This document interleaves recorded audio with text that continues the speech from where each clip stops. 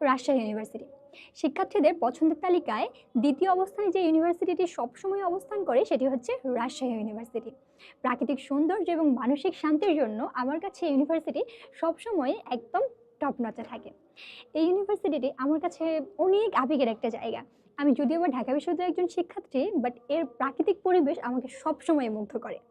যাই হোক, তোমাদের যাদের যাদের টার্গেট রাজশাহী ইউনিভার্সিটি, তাদের জন্য কিন্তু এখন থেকে যদি 1 মাসের যে প্রস্তুতিটি আছে এই প্রস্তুতি যদি গুছিয়ে নাও তাহলে কিন্তু তোমরা ইজিলি রাজশাহী ইউনিভার্সিটির ভালো ভালো সাবজেক্টগুলোতে পড়তে পারবে।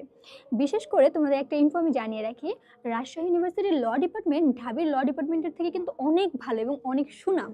সো তোমাদের যদি এরকম ইচ্ছা থাকে যে না, আমি রাজশাহী ইউনিভার্সিটিতে ল ডিপার্টমেন্টে পড়াশোনা করব, ঢাবিতে আমার এক্সাম খারাপ হয়েছে, এটা নিয়ে আমি আর পড়ে থাকবো না, তারা কিন্তু চাইলে এখন থেকেই কাম ব্যাক দিতে পারো।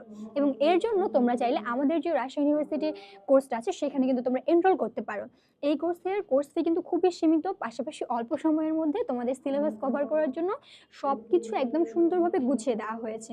যাই হোক, তোমাদের টার্গেট যদি রাজশাহী ইউনিভার্সিটি হয়ে থাকে তাহলে এখন থেকেই যে জিনিসগুলো তোমাদের মাথায় রাখতে হবে তার মধ্যে প্রথম যে জিনিসটা হচ্ছে সেটা হচ্ছে কিছু টপিক থাকবে, কিছু কমন টপিক যেগুলো রাজশাহী, চট্টগ্রাম, জাহাঙ্গীরনগর এই সবগুলো ইউনিভার্সিটিতেই আসে।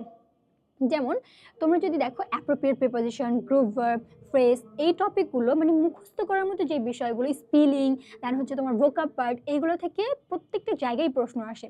সুতরাং তোমার উচিত এখন থেকে এই টপিকগুলোতে গুরুত্ব দিয়ে পড়া। তুমি যদি এই টপিকগুলোকে গুরুত্ব দিয়ে পড়ো তাহলে দেখবে যে আর কয়েকদিন পরে যখন পরীক্ষা সামনে চলে আসবে তোমার জন্য জিনিসটা কিন্তু আরো স্মুথ হবে। এর পাশাপাশি অনেক বেশি প্র্যাকটিস করা। তুমি যত বেশি প্র্যাকটিস করবে তোমার হাত কিন্তু তত বেশি মানে একদম ফ্রিলি কাজ করবে।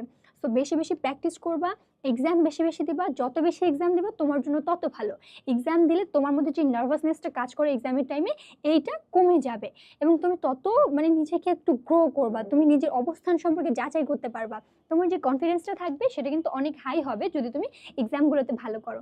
সো হতাশা কাটিয়ে উঠে যদি তুমি চাও যে রাজশাহী ইউনিভার্সিটির একদম ভালো একটা ডিপার্টমেন্টে পড়াশোনা করবা, তাহলে এখন থেকে স্টার্ট করো। অ্যান্ড এখন থেকে স্টার্ট করলে ইনশাআল্লাহ, আল্লাহর উপর ভরসা রাখো, তুমি নিশ্চিত রাজশাহী ইউনিভার্সিটির কোনো কোনো ভালো একটা ডিপার্টমেন্টে অবশ্যই চান্স পাবে। তোমাদের সকলের জন্য অনেক অনেক শুভকামনা এবং ইনশাআল্লাহ দেখা হচ্ছে বিজয়ে।